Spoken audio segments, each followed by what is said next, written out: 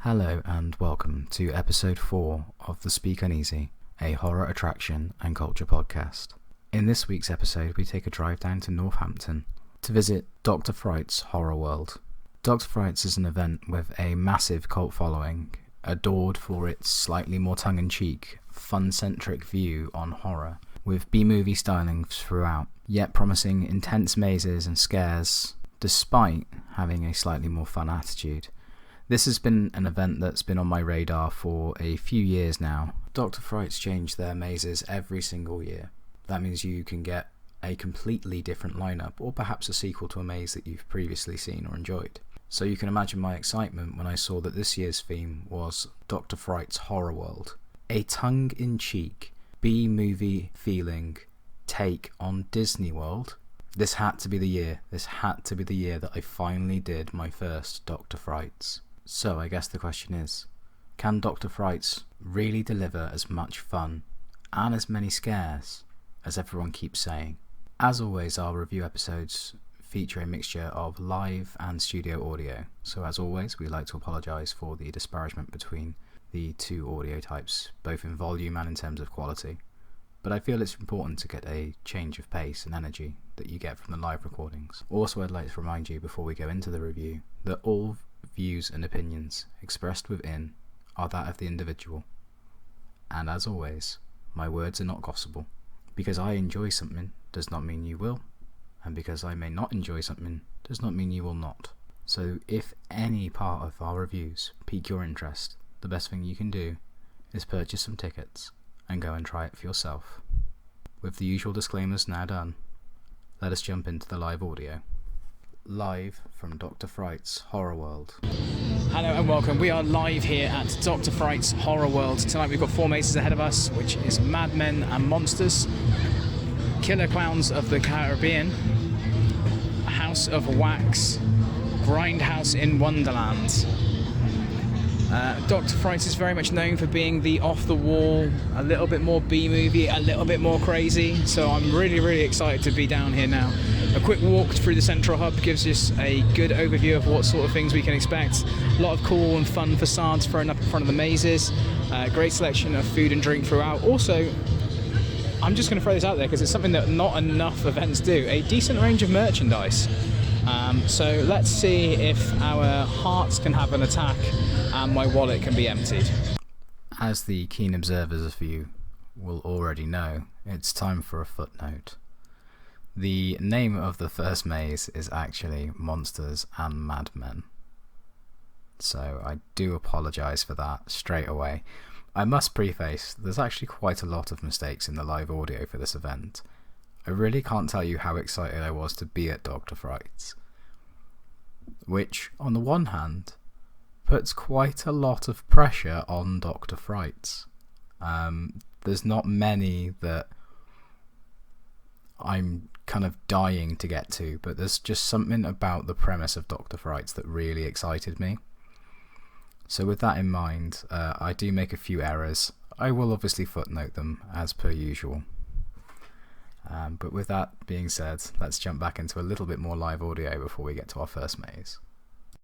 One of the things that I've instantly noticed as I walk around the hub area for Dr. Frights, and I do apologise about the volume of the music, I'm trying to talk over as much of this as humanly possible and make it actually still legible, is there is so many little things to look at. Every single maze has like a little bit of fun, a little bit of eccentric decorations near it. So, for example, a Killer Clown Hall of Fame is a lot of fun next to your clown maze.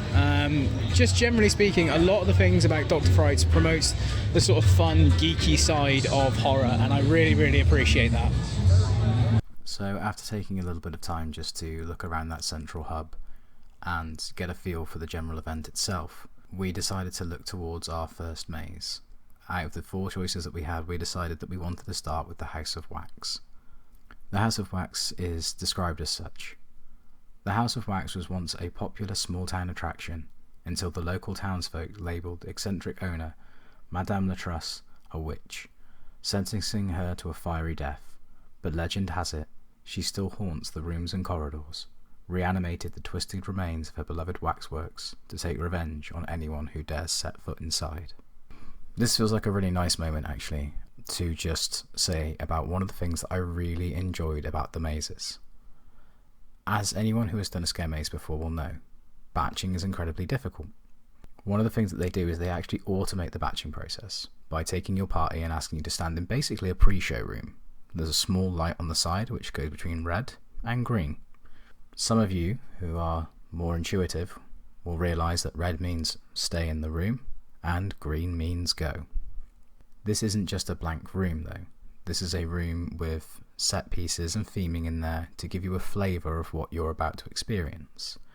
And every single maze has pre-maze audio, gives you an overview of the story and gives you an idea of why you'd be travelling through this maze. As with the mazes themselves, these range from the serious and spooky to the tongue-in-cheek and off the wall. All of them do a great job of setting the tone for what you're about to experience. And little did I realise I now have a new life goal. I would love to voice the intro to one of those Dr. Frights mazes. So who knows, maybe if someone from Dr. Frights is listening and you need a slow-speaking Englishman to do the intro for a maze, feel free to email the Speak Uneasy pod@aol.com. Without further ado, let's go into our thoughts about House of Wax. Okay, so we have just come out of our first run through of the night, which was House of Wax. One of the things that I consistently hear about Dr. Frights is how they manage to achieve so much with so little. Like, oh, the sets aren't the best, but it's really good fun. I hate to sound like I'm just echoing here, but my god, it's incredible what they do with so little. Yeah, sure, this isn't the shiniest, poshest of all of the mazes, but that managed to maintain pure tension throughout. Great use of lights in there, great use of like reappear, disappear scares. I don't trust mirrors anymore. What else can I say about House of Wax? What a beautifully creepy start to our evening. And that, nowhere is safe. The walls are not safe. The roof is not safe. Nowhere in that maze felt safe. And to do that and make it feel like such a good experience, hats off. That was a lot of fun and a really, really strong start to our first ever Dr. Frights. Also, before I forget to say it, the finale, awesome. Just real, simple, effective scare. You know what's there, but it doesn't even make any difference. It still feels great. So that was the review of our run through for House of Wax. As always, we like to add footnotes, especially since in the moment there's so many things that you want to remember or that you want to bring up and you forget to in the live audio. I mentioned in the audio there that these sets aren't as good looking as some of the higher rate attractions. Now I kind of want to agree and disagree with that, because yes, the production value of the sets isn't as high as, say, a Tully's, a Fright Night, a Scarefest, you know, one of these big multi-million pound feeling events. Yet there is a level of inventiveness that Dr. Frights bring to their mazes that is truly astonishing. What the team at Dr. Frights managed to do consistently is deliver enough scenery for you to suspend disbelief, and that's the key critical balance to strike. If you walk into a room that lacks any sense of scenery or any sense of setting, then the sense of disbelief will come back. At that point you are stood safely in a attraction, and you know that at that point any tension is lost. However, Dr. Frights managed to build sets with such an inventive nature that although the items there are perhaps a little more commonplace, the ability to help you suspend your disbelief is astonishing.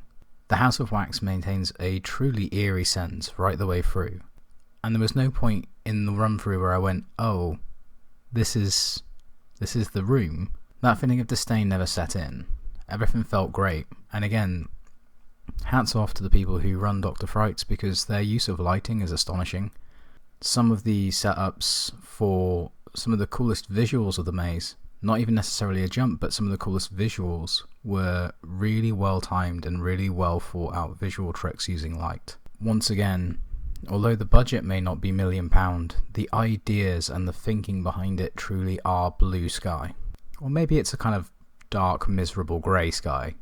But either way, whichever sort of sky it is definitely open sky thinking. There doesn't seem to be a limitation to the ideas that they're willing to put forward, and I think there's something great about that.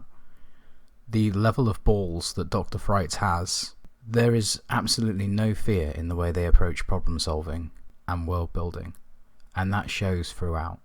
There is a level of belief in Dr. Frights. Again, it really is a very DIY, homegrown, grassroots style event, and they know that it's awesome, and you can feel that as you go through. And it's not just down to the mazes either. Even the hub area, the announcements, the audio, everything is considered. Everything is part of building this fun, chaotic world that you can enjoy for as long as you're there. In fact, I think I've got a little clip that kind of sums up exactly what I mean. Again, please bear in mind that Dr. Frights Horror World was their Disney World inspired event. There are so many little things that you could do or choose to do that would help aid that. But I can't help but feel that this next clip really sums up why it was so much fun. Okay, so we're just stood having a little chat about the mazes that we've just done and just trying to process some of the stuff and take in some of the ambience. I don't know if I'm allowed to record the recordings here at Dr. Frights. I imagine that somebody has the rights to those, and I can't really just be cheeky and I can't find anyone to ask. So I'm just going to do a very quick live recording and say the fact that we've just heard Zippity Doodah playing in Dr. Frights Horror World, and there was an announcement saying, don't worry, that's not a chainsaw you can hear, that's just pixie dust being created, and I try not to do many expletives, but I'm gonna have one on this one. That was fucking incredible. Thank you so much. As a horror and Disney fan, this is making me smile from ear to ear. Dr. Frights, you have gone straight to my heart. As I say, I really feel that sums up kind of what makes Dr. Frights so incredibly special. It's not afraid to be silly. It's not afraid to be content in making you smile or laugh. There is clearly a lot of passion and love for the genre of horror here at Dr. Frights, just as much as there's clearly a lot of love for the idea of laughter. And I feel like I'm on repeat at the moment. They're two of my favourite things. I love laughing and I love being scared, and Dr. Frights were able to deliver both in equal measure. So, following on from our run in House of Wax and heartily laughing at the announcements, we decided it was time to take on Monsters and Madmen. Monsters and Madmen is billed as reclusive millionaire Bob Bixby. Reclusive millionaire Bob Bixby has spent years building up a terrifying collection of live exhibits for his Monsters and Madmen museum. Prepare to come face to face with the world's most feared killers, creatures and demons that lurk around every corner. So, with an idea of what to expect from that, let's jump to our live audio again to hear the review of Monsters and Madmen. So we have just come out of our first run through of Monsters and Madmen here at Dr. Frights Horror World. What I will say is, again, what they achieve on a relatively low budget is honestly astounding. The basic storyline here is that a presumably very rich man has decided to collect all of the horror curiosities and famous IPs throughout the years and keep them in a museum for you to come and visit, which just sounds lovely. And obviously, again, nothing would go wrong, surely. Unfortunately for all of us, the various horror icons are actually out and about, which is bad for our lifeline, but very, very good for our horror scare maze experience. You have literally got Michael Myers, Jason Voorhees. You've got a room based around Reagan in The Exorcist, which is a lot of fun.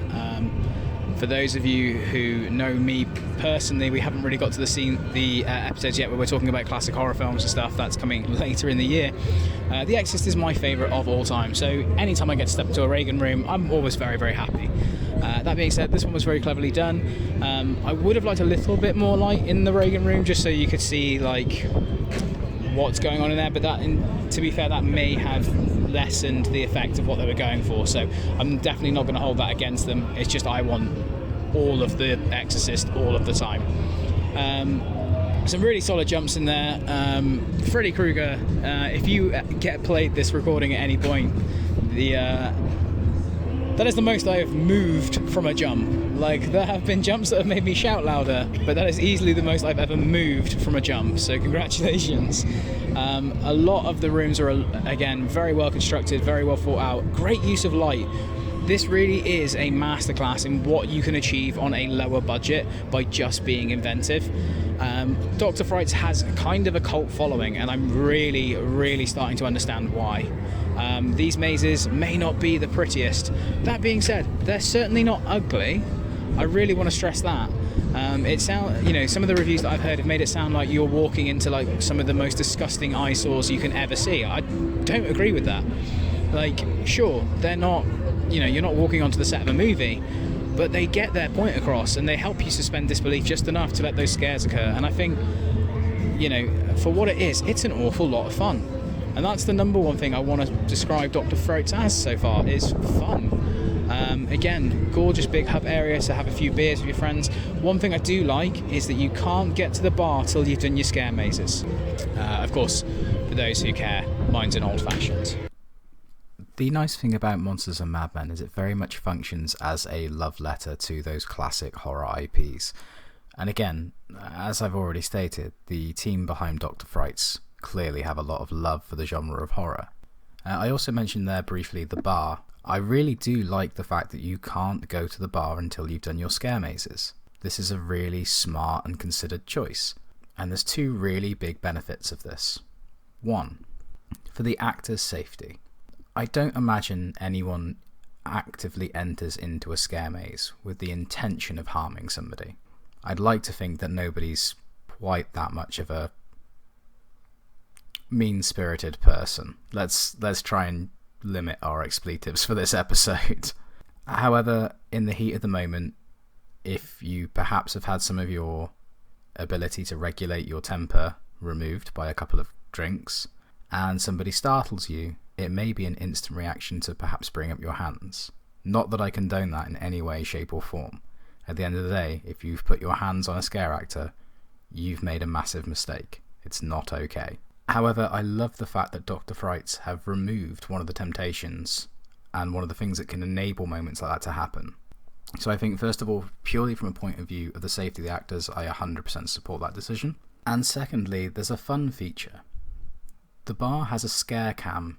The idea of getting through your mazes, sitting down and having a glass of your drink of choice, and watching people jump at the same things that just caught you out, there is something inherently fun about that. I feel almost like I'm a broken record. The word fun has come out of my mouth so many times during this review, and I can't help but not even feel sorry. It is so central to everything that Dr. Frights do, and they achieve it brilliantly. The scare cam is just another example of that. So once again, after enjoying ourselves in the hub area a little bit more, taking a little breather, trying to collect our thoughts, it was time for us to go on to Killer Clowns of the Caribbean. Killer Clowns of the Caribbean is billed as Batten Down the Hatches. The notorious Killer Clowns have commandeered a popular pirate-themed attraction, transforming it into the perfect venue for their latest killing contest. Will you survive to tell the tale, or will you end up another digit on the scoreboard? Can I just talk about how much I love this idea? The idea that these clowns are just going around all these different places, and they've just gone, you know what? I really would like to play a game. Let's see who can kill the most. Bearing in mind these clowns have been in spaceships, Ibiza, a supermarket. This is such a wonderfully dumb premise, and I love it with every fibre of my being. That being said, did the maze live up to the idea? Let's find out with our live review. What a fun maze. What a really fun maze. Does it have the same level of scares as House of Wax and Monsters and Madmen? Perhaps not. What it does have is a bunch of actors that are absolutely killing it in there. Really fun, really kinetic action all the way through. None of the clowns feel lazy. After all, they've got a high score to get. So, they are absolutely doing their best to get those kills in. The soundtrack is as bizarre as the concept of the maze as well. There was a few things in there that, as a fan of early 2000s to mid 2000s drum and bass, there's a few things in there like the Pendulum remix of Voodoo People in there that for me felt a little unusual, but again, I loved it because it kind of felt like a love letter to all the things that I love. Like, I love pirates, I love clowns, and I kind of love drum and bass still. So for me, I had an awful lot of fun in there. I think some people may be put off with the music choice if I'm being an open and honest critique here, but for me, it just pulled at my heartstrings in a way that made me smile from ear to ear. And again, isn't that the point of a good clown maze? Isn't the whole reason for the clown maze to make you laugh and make you smile? So for that alone, the MO to make you smile and laugh, it 100% did its job. That is free for free on great mazes here at Dr. Frights. Again, I can't help but want to go back to this time and time again. The budget is not as high. You're correct. Maybe the sets could be prettier. You're correct. But am I coming out of every single maze smiling? Yeah. So then why does it matter? Dr. Frights has that cult following for a reason. And God, it's earning it. It's absolutely earning its stripes. What a great event. What a great evening. And again, free for free on really fun mazes. I didn't really give away anything about the maze there. The maze is a really nice balance between both pirates and clowns, as you would hope. There's a lot of really nice little nods to the Pirates of the Caribbean attraction in there, and there's a lot of things, whether you came into it being a fan of clowning, a fan of scares, a fan of visual effects, or a fan of Pirates of the Caribbean itself, there's a lot of things to enjoy in there. There's a particularly cool room in there with the laser smoke sort of swamp effect that is very, very good, and again, a lot of draw your eye this way, surprise you from that way. Genuinely a very, very enjoyable clown maze with a really, really fun clown maze with a lot of actors that really just embody energy. No one felt lazy, everyone felt like they wanted to be there and they wanted to be taking part in this, and that's so pivotal, especially in a clown maze. I don't want to get too caught up on this maze, as we do have one final maze to discuss, which is the wonderfully titled Grindhouse in Wonderland. Grindhouse in Wonderland is billed as the crazed chainsaw-wielding hillbillies from our hit Grindhouse series of mazes are back, and have taken up residence in Wonderland, a defunct fairy tale village attraction deep in the Louisiana swamps. Experience a blood-soaked journey through a once magical land of enchantment. Welcome to your deadly never after. I'm not even going to preface too much with this. I want to go straight into the live recordings. This is our live review of Grindhouse in Wonderland. Okay, so we have just come out of our run through of Grindhouse in Wonderland. What a bizarre and fun maze. The Grindhouse mazes are your chainsaw, hillbilly, high octane mazes, and this time they're in Wonderland again with Dr. Frights Horror World. There's a certain nod to a very large corporate mouse, which again, as a fan myself, I appreciate. This maze was an awful lot of fun, an awful lot of fun. Had me consistently laughing out loud. A great soundtrack throughout, which is silly and awesome in equal measure. Good jumps, good mobility from characters, nice variation as well. Like, it wasn't just, you know, one style of actor. Sometimes it can be easy to fall into the trap of, you know, high mobility, high energy, and not remembering to have that sort of imposing figure. You've got a really great mix of imposing, high energy, and also funny. So that was really greatly appreciated. Scenes themselves as well, a lot of fun. Some strangely beautiful things in there as well. Like, I found myself kind of being lured into a false sense of security as I was first walking down the first section and being like, these fairy lights are lovely, what a lovely night. Oh, and then I remembered that I'm in a chainsaw maze. So yeah, anytime that a maze can do that to you, that's obviously a good thing. So really, really, really fun maze. And again, there is so much love poured into these mazes, and that's blatantly clear to see. Dr. Frights has consistently spoke to my heart as a fan of horror, a fan of a little bit of B-movie ingenuity, and also as a fan of fun. Dr. Frights really ticks all of that. Another great maze from the team here. That is 4 for 4 on mazes that I've genuinely enjoyed front to back. All been an awful lot of fun. On the subject of strangely beautiful things, I will really want to shout out the princess in the Grindhouse in Wonderland maze. You were absolutely one of our highlights of the evening. Consistently funny. Just a wonderful, wonderful interaction. So if you were working the night before Halloween and you were in the princess role in Grindhouse, from us at the Speak Uneasy, thank you very, very much for a lot of laughs and a couple of really good scares as well. Truly great work.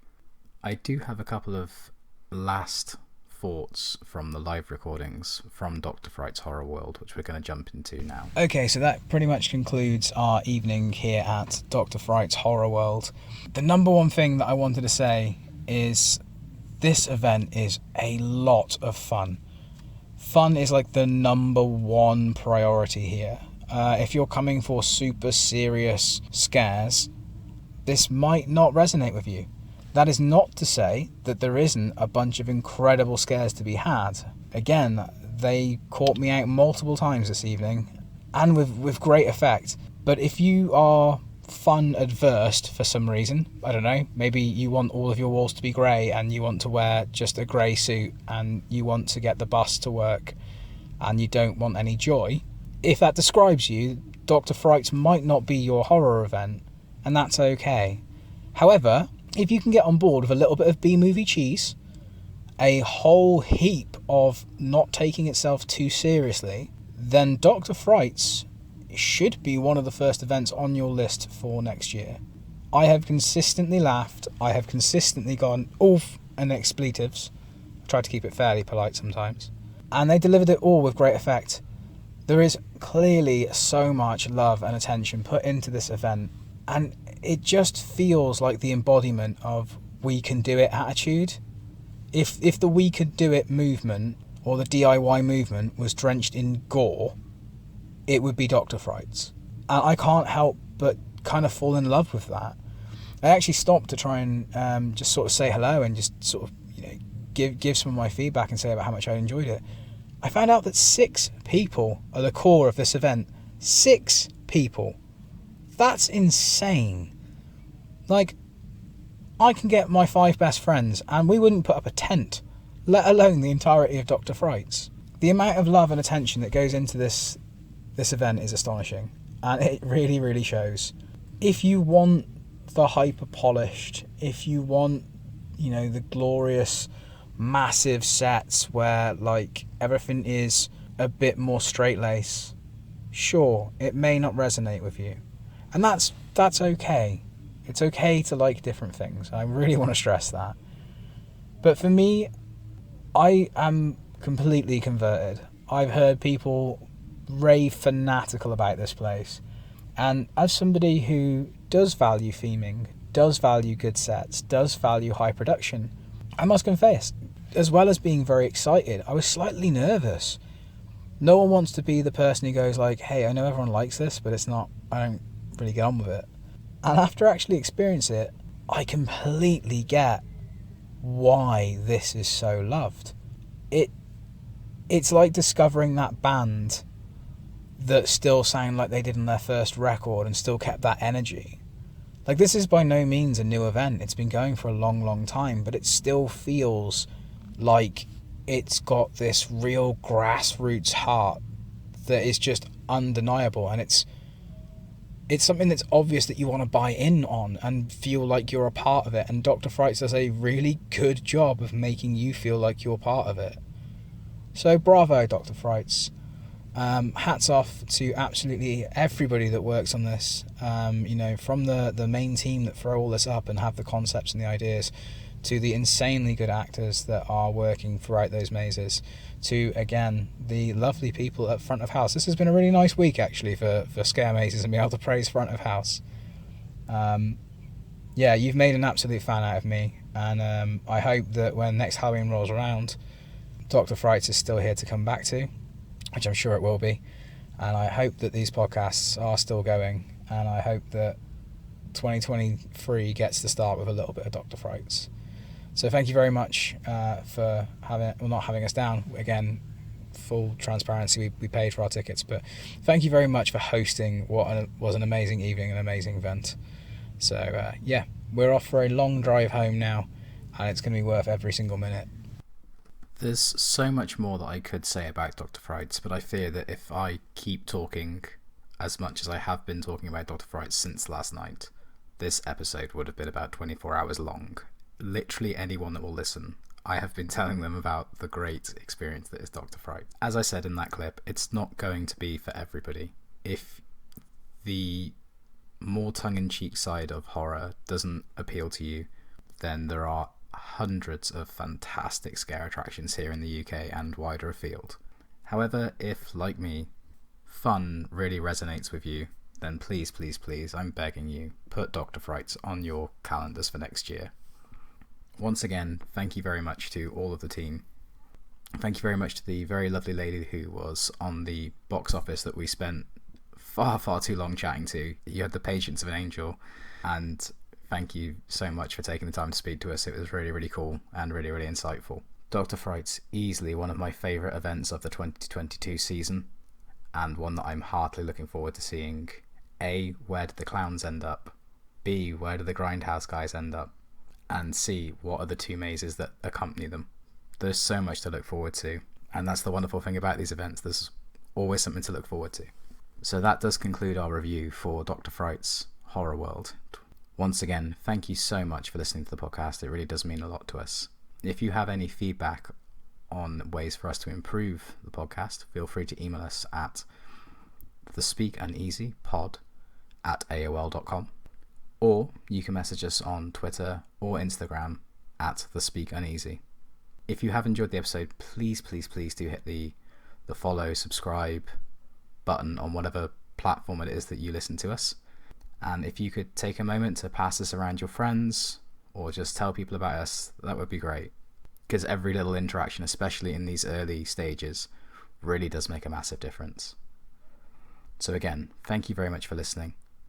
And as always, take care and stay scared.